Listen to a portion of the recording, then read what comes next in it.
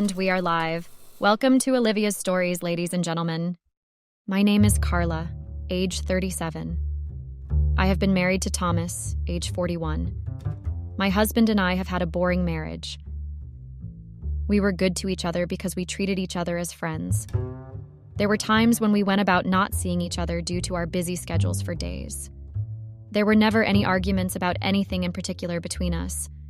I think us being busy was what kept our marriage without falling for the longest time. I was a nurse, and he was a salesman.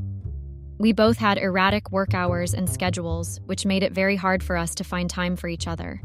Having kids was a topic we both dreaded. Being a nurse for kids was more than enough for me to be scared of having kids of my own. I would encounter kids with all sorts of complications, which hardened my resolve not to have kids of my own. Thomas had been quite understanding about it, as he knew that having kids would add to the expense, and we were not ready to take up extra expenses. We both mutually agreed on not having any kids, which upset both of our folks. But it was what it was. We were content with our decision and focused on building a strong foundation for our relationship. We filled our lives with adventures, hobbies, and quality time together, cherishing the freedom and flexibility that not having children allowed us. Our friends and family eventually came to understand and respect our choice, realizing that happiness can be found in different ways for different people. Very soon it got boring and we started living our separate lives. In a few years we became distant, and then Thomas did something unexpected that changed our lives forever. Thomas and I had very busy work schedules, which led to us seeing each other less than we previously did. Thomas had to make enough sales to keep his job and also manage our mortgage. Due to COVID and its after effects, I would mostly be tired after coming home, so sex was out of the question. There were times we would go about 15 days or even a month without sex. I would feel guilty about not being able to do my duties as a wife, but then again, nothing can beat sleep deprivation. Our days together mostly consisted of Thomas convincing me to have sex and me telling him how hard I had worked all day and just wanted to rest in peace and quiet. It was the same thing again and again. It was as if even our off days had a routine of their own. It was not always like this, though. When we started dating, we were so madly in love with each other that I would sneak Thomas to one of our empty lab rooms and make out with him. I don't know what happened as the years passed. The spark was lost, and we mostly focused on our careers and less on each other. We became consumed by our professional ambitions, prioritizing work over our relationship. The constant hustle and bustle left little room for romance and intimacy, causing the initial passion to fade away. We were finally free to get some time together with each other when I had a few days off, and Thomas had a long weekend to himself without any sales. So we decided to live a little the way we did when we were dating. We made plans and went out with friends. We were drinking and talking nonsense. We had about 4 rounds of beer and were half drunk. As we were on the 5th round, Thomas said in front of everyone that it had been almost 2 months since we had sex, and he wasn't expecting to have sex for at least a year at the rate we were going. Everyone started laughing, including me. But deep down, I was angry at how he could reveal such intimate information in front of all our friends. We were trying to mend our relationship, but Thomas and his loud mouth were not helping at all. I decided that this cannot go unpunished. I definitely did not want him to spill any more bedroom secrets in the future. I knew I had to address the issue privately with Thomas, expressing my discomfort and setting boundaries regarding our personal matters. It was important for us to establish a mutual understanding and respect each other's privacy, ensuring that our intimate details remained between us. We went home, and as usual, he tried to have sex with me. I pushed him away and told him that he was not going to get any sex at least for a year from now, just like he had predicted. He tried to reason with me, but I pushed him away and went to bed. He was too tired and drunk, so he went to sleep immediately. I was on leave for the next few days, and every day, he tried to convince me to have sex with him. I did feel bad, but every time I was about to agree, I would remember what he did at the club. This instantly angered me, and I would give a vague excuse to get myself out of the situation. This went on for 3 days that I was on leave. On the 4th day, he came in and walked directly to the bedroom. I was startled by his sudden intrusion and immediately sat up in bed, demanding to know what he was doing. His expression was filled with remorse as he apologized for his past behavior and admitted that he had been seeking forgiveness. I was determined to teach him a lesson so that he does not repeat the same mistake again. It was strange that he did not even greet me. He showered and got ready. He smelled really nice, but I did not want to give in to the temptation. He asked me how he looked, to which I replied that he looked swoon-worthy, but he was still not going to get any sex. He smiled and said that he got it covered. I assumed that he might have worked hard to sweep me off my feet and apologize. I decided to get myself ready and be presentable when it happened. I showered and wore my best-looking dress, which enhanced my features. He looked puzzled at my sudden enthusiasm. I decided to act as if I had my own stuff to do to keep up the shock value. I was almost ready when the doorbell rang and he rushed to open the door. There was a woman at the door, looking incredibly hot, who winked at him. He took her straight to our room and closed the door behind them. My heart sank as I stood there, feeling a mix of betrayal and disappointment. It became clear that his apology was never going to come, and I realized that I deserved someone who would truly sweep me off my feet and value my presence. I followed them and saw that the room was not locked. I knocked, but there was no answer, so I decided to barge in. I had to know what was going on in my house. I saw him shirtless, and the woman who walked in was taking her dress off. I asked him what all this was, and he said, like he mentioned, he got everything covered. He was fine, that I did not want to have sex, as he now realized that he did not need me to have sex. He found this really interesting proposal and met this woman who was willing to be his companion tonight. I was taken aback by his nonchalant way of telling me all this, as if it was all such a common occurrence. He did not even care about how I would feel about all this. He said that he had things to do, and if I did not mind, closed the door while leaving them alone. They continued undressing, and I did not know what to do, so I closed the door and went into the guest bedroom. I couldn't sleep the entire night as I could hear sounds and whispers from our bedroom. I tried to put my ear to the wall to listen to what they were up to. I don't know if he was really enjoying himself or just moaning too loudly to make me jealous. Maybe it was all just an act and nothing was actually happening there. I couldn't be sure until I saw it for myself. He came to the dinner table in the morning to get his coffee. I was already sitting there waiting for him as his companion had left about an hour ago. I had been waiting for the past hour, dreading to go to the bedroom as I was not ready to witness him naked after spending a night with another woman. He came and kissed me on my forehead as if nothing happened. He smiled at me and said that he had a wonderful time last night and asked me if I had a good sleep. Really, was he being serious right now? How could he even ask me that after almost causing me to have a mental breakdown? I just kept staring at him in disbelief, looking at him being so casual about it. There was no guilt or shame that he felt after what he did last night. He got ready as usual and went to work as if it was normal to sleep with another woman in the bedroom when your wife is right in front of you. I went to work but obviously could not focus on what I was doing. My job required me to be present more than 100% as people's lives depended on my actions. I decided to leave early and brainstorm a little on how to handle this issue with my husband. There was no use staying at the hospital when my mind was running all over, which could lead to serious blunders from my end. I went home and started thinking of where it all went wrong, that he had to take such a step and not even feel guilty about it. The more I thought, the more it became clearer about the night at the club where it all started. I recalled how he had been distant and unresponsive that night, spending most of his time engrossed in conversation with a mysterious woman. It was then that I realized the potential catalyst for his actions. Perhaps there was more to this situation than met the eye. As I delved deeper into my thoughts, I couldn't help but wonder if there were underlying issues in our relationship that we had failed to address. I decided to make up for it and apologize to Thomas for not bothering about his feelings for so long. No one other than me had any right to sleep with my husband. I prepared the bed and the bathroom to make it smell romantic. I lit candles and played soft music to enhance the romantic mood. I waited for Thomas to come home to the surprise. The doorbell rang and I checked myself in the mirror before opening the door. There he was, half drunk and with a new woman. He just pushed me aside and made his way to the bedroom with her. They went in and locked the door. The next morning, Thomas came and kissed me. He even thanked me for understanding his needs and decorating the bedroom for him and his friend last night. My mouth was wide open at his way of processing things. I was not doing all of that for him to sleep with a random woman.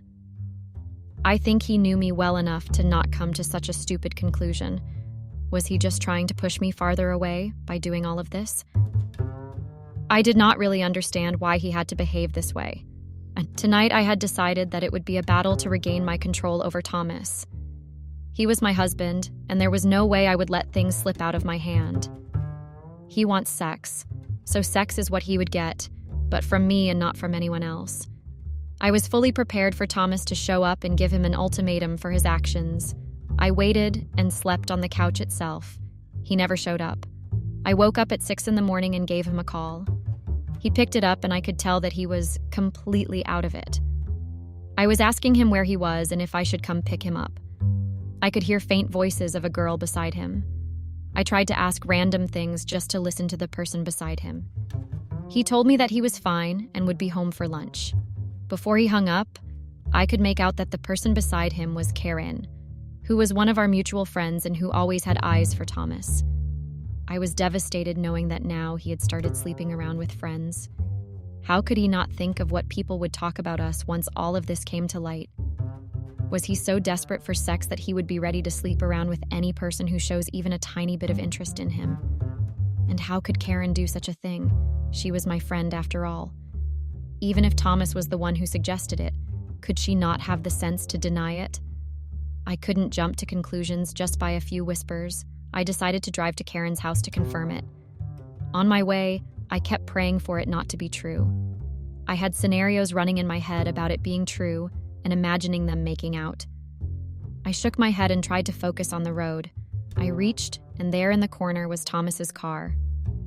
Without thinking, I went and rang the bell. Karen opened it, and I could tell by her expression that I was the last person she wanted to see. I went inside without a word and saw Thomas sleeping in her bed with barely any clothes. Anger is not even the word that could describe what I was feeling. I snatched away the quilt and pushed Thomas to wake up. He got up with a start and looked at me. He hugged me and was going back to sleep when I asked him to see where he was. He opened his eyes and looked at Karen and then at me. He looked at the condition he was in and understood what must have happened last night. He told me that he never knew Karen was so good at sex. I mean, really?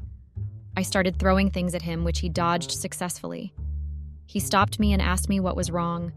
Could he not know what was wrong? I was not his girlfriend anymore for him to toy around with me. I demanded an explanation, and he said that he understands my point of not always being available for sex, and he respects it.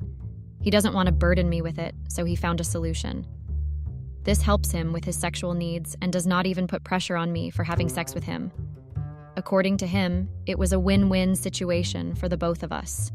He told me to calm down and think about it. I was fuming with anger and told him that he could enjoy all the sex he wants to with Karen or any other woman because I don't care anymore. I was done putting up with his nonsense and now I didn't want to carry on with it. I gave Karen a disappointing look and walked out of the door, slamming it shut.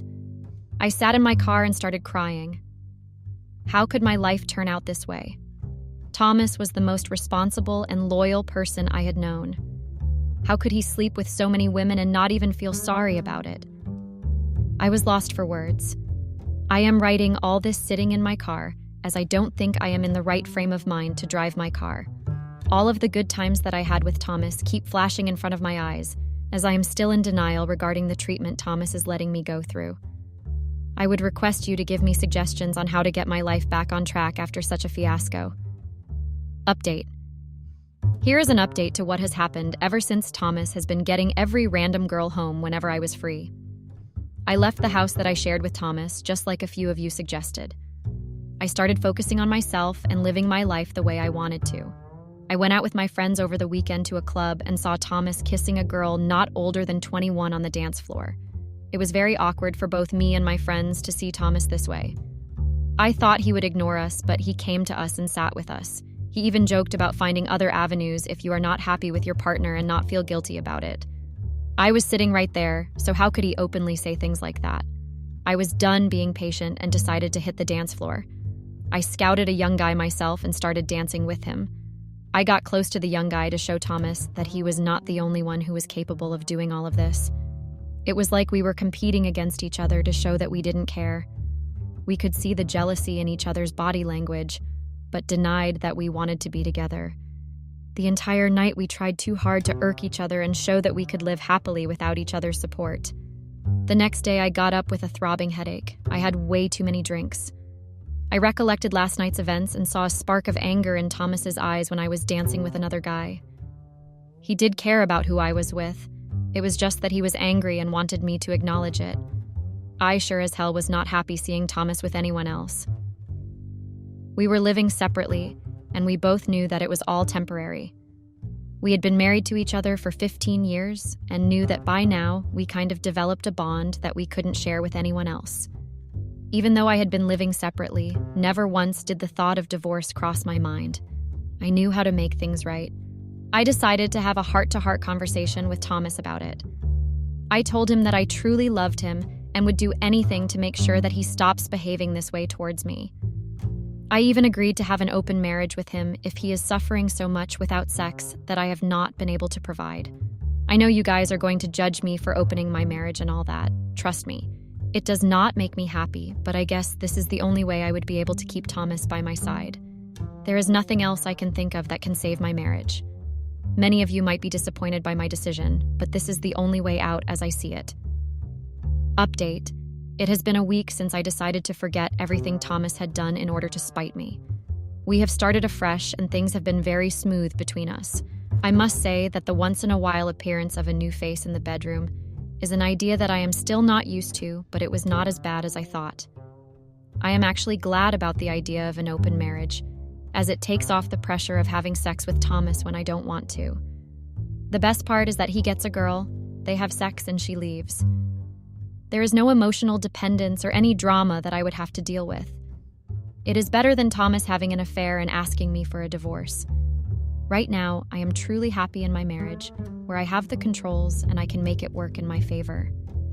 Thomas and I mutually decided on the girl that he could bring home, and I would have my alone time that day with myself. The next morning would be just me and Thomas together working as a team to better our marriage. I wish we could have done this sooner so that we would have had a much more beautiful marriage all this while. I know that most of you might be disappointed by my decision to stay with Thomas, even after sleeping around with so many women. I should have separated and found a better man, but trust me, it is better to live with the devil you know than go searching for a new unknown one. As long as Thomas sticks to his promise of only sex and no emotional connection with all of his companions, I think it would all be okay. I know for a fact that no other woman would be able to put up with Thomas and his weird demands if they would have to live with him. I guess that is how I am going to proceed with my marriage going forward. I take a keen interest in choosing the girl that Thomas would be having fun with, and gives me enough control on the situation. This also sends a message to the women that I am willing with all of this, and Thomas would do things only by taking my approval. Even I would have fun once in a while with a man of my choice after seeking Thomas's approval. It was only right if both of us reaped the benefits of this open marriage. This has opened a new avenue of happiness which does not require us to feel pressured or burdened to keep each other happy. We could delegate the sex part to others, and when we needed to have a heartfelt conversation, we always had each other to fall back on. We were enjoying this phase of our lives, which helped us focus both on our careers and also on things that needed focusing. I thank all of you for being a part of my journey from a disastrous marriage to a successful one. I would not have been able to keep sane and do all of this without your opinions and suggestions. Thank you so much for sticking with me all this time and making sure that I make the right decisions. I would suggest anyone going through a rough patch in their marriage, especially due to sexual issues, to give open marriage a go. I understand that it's not everyone's cup of tea, but it might just be the right thing to improve your marriage. If the sole problem is time for sex, then definitely try it out and see how it goes. The disclaimer is to make sure that there is no emotional involvement whatsoever to make sure that you always have an upper hand.